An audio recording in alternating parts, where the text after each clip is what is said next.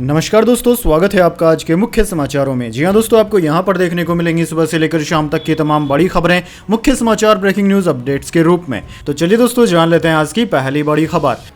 कर्नाटक में निजी नौकरियों में 100% आरक्षण, सीएम ने पोस्ट हटाई। कई कंपनियां रिजर्वेशन के विरोध में, श्रम मंत्री की सफाई। यह 50% और 70% है। जी हां दोस्तों, कर्नाटक में प्राइवेट कंपनियों में ग्रुप सी और डी में स्थानीय लोगों को 100% आरक्षण देने का फैसला विवादों में घिर गया है। मुख्यमंत्री सिद्धारमैया ने 16 जुलाई को इसकी घोषणा की थी। 24 घंटे के अंदर ही उन्होंने सोशल मीडिया पर 100% कोटा बिल को लेकर की गई पोस्ट हटा ली। सीएम के पोस्ट डिलीट करने पर राज्य के लेबर मिनिस्टर संतोष लाड ने बुधवार को सफाई दी। कर्नाटक में प्राइवेट कंपनियों की नौकरियों में नॉन मैनेजमेंट पोस्ट के लिए रिजर्वेशन 70% और मैनेजमेंट लेवल के स्टाफ के लिए 50% तक सीमित है।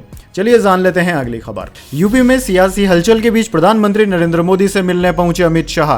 क्या हुई बात?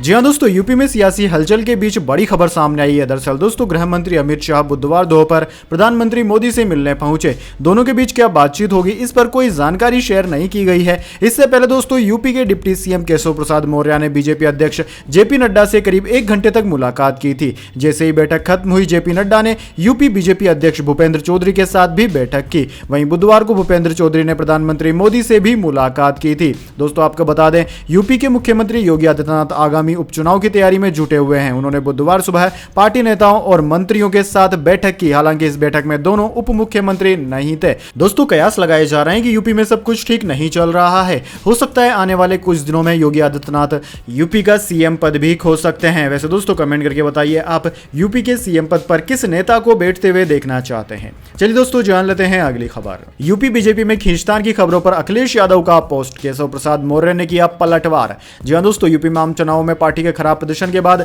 इस बात की चर्चा तेज है कि राज्य में भाजपा संगठन और सरकार के बीच सब कुछ ठीक नहीं चल रहा है। इन चर्चाओं के बीच उत्तर प्रदेश के डिप्टी सीएम केशव प्रसाद मौर्य और अब राज्य बीजेपी प्रमुख भूपेंद्र चौधरी सोमवार को दिल्ली पहुंचे थे। दोनों को राष्ट्रीय अध्यक्ष जेपी नड्डा ने तलब किया था। वहीं दोस्तों, इस पर अखिलेश यादव ने कहा कि भाजपा की कुर्सी की लड़ाई की गर्मी में उत्तर प्रदेश में शासन प्रशासन ठंडे बस्ते में चला गया। तोड़फोड़ की राजनीति का जो काम भाजपा दूसरे दलों में करती थी, अब वही काम वो अपने दल के अंदर कर रही है। इसलिए भाजपा अंदरूनी झगड़ों के दलदल में फंसती जा रही है। जनता के बारे में सोचने वाला भाजपा में कोई नहीं है। अब दोस्तों, इसको लेकर यूपी के डिप्टी सीएम केशव प्रसाद मौर्य पलटवार कर रहे हैं। उन्होंने अखिलेश यादव पर निशाना साधते हुए कहा कि सपा बहादुर श्री अखिलेश यादव जी भाजपा की देश और प्रदेश दोनों जगह मजबूत संगठन और सरकार है। सपा का पीडीए धोखा है। यूपी में सपा के गुंडाराज की वापसी असंभव है। भाजपा 2027 विधानसभा चुनाव में 2017 को दोहराएगी।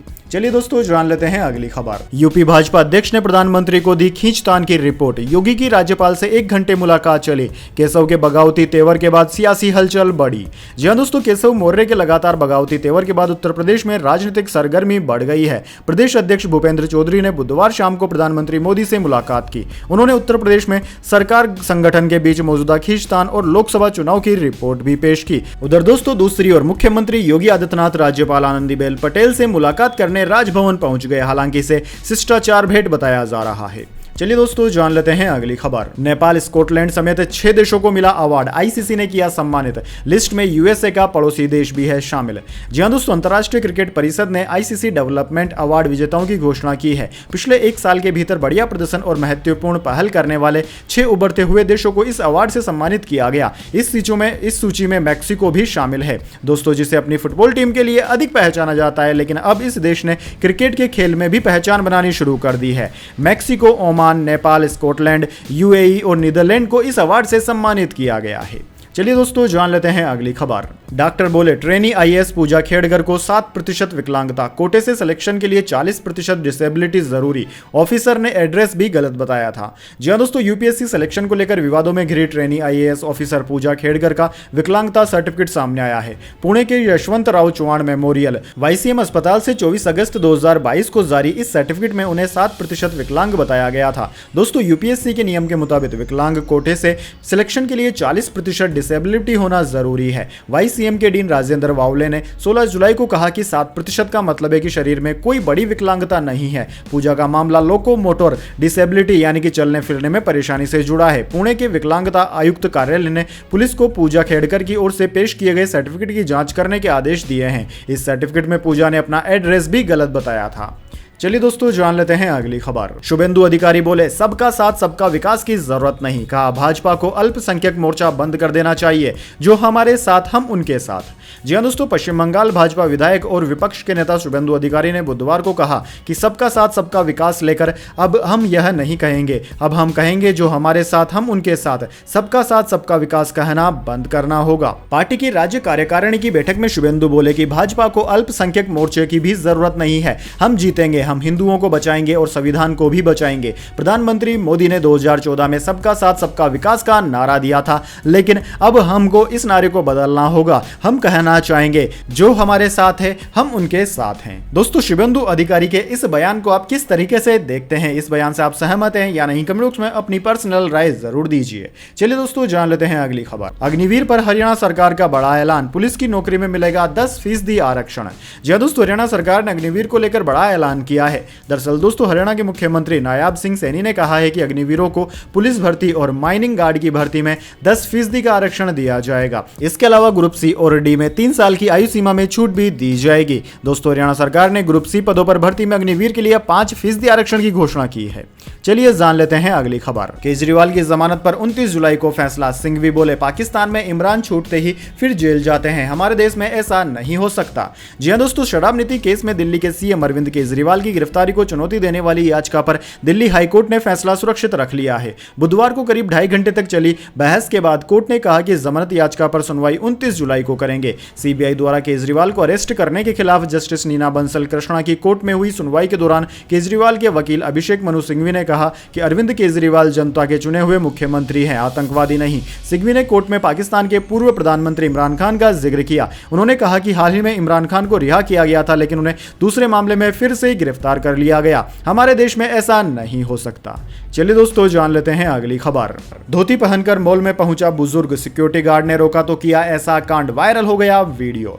जी हां दोस्तों, मॉल का कोई ड्रेस कोड तो नहीं होता, लेकिन बेंगलुरु के एक मॉल में ऐसी घटना सामने आई कि सोशल मीडिया पर हंगामा मच गया। दरअसल दोस्तों, एक बुजुर्ग शख्स फिल्म देखने के लिए मॉल पहुंचा, लेकिन वह धोती पहने हुए था। यह देखकर वहां तैनात सिक्योरिटी गार्ड ने उन्हें रोक लिया। फिर बुजुर्ग ने कुछ ऐसा किया कि वीडियो सोशल मीडिया पर वायरल हो गया। दरअसल दोस्तों, वायरल हो रहे वीडियो में आप देख सकते हैं कि धोती पहने एक बुजुर्ग आदमी मॉल के सामने खड़ा है। वह अपने बेटे के साथ फिल्म देखने के लिए बेंगलुरु के जीटी मॉल पहुंचा, लेकिन जैसे ही उसने अंदर जाने की कोशिश की, वहां मौजूद सिक्योरिटी गार्ड ने उन्हें रोक लिया, अंदर जाने से मना कर दिया। कहा जा रहा है कि बुजुर्ग व्यक्ति के पहनावे के कारण उन्हें अंदर जाने से मना कर दिया गया। आरोप तो यह भी है कि सुरक्षा कर्मियों ने उनसे कहा कि पहले पैंट पहनकर आइए, फिर अंदर जाने देंगे। वैसे दोस्तों, यहां पर हम आपसे यह पूछना चाहेंगे कि क्या गरीब किसान या फिर हमारे बुजुर्ग जिनका कि परिवेश ही धोती कुर्ता है, क्या वह हमारे आधुनिक मॉलों में नहीं जा सकते हैं? कमेंट बॉक्स में अपनी राय जरूर दीजिए। यह तो भला हुआ कि किसी ने इसका वीडियो बनाकर सोशल मीडिया पर अपलोड कर दिया, इस वजह से हमको पता चल गया है,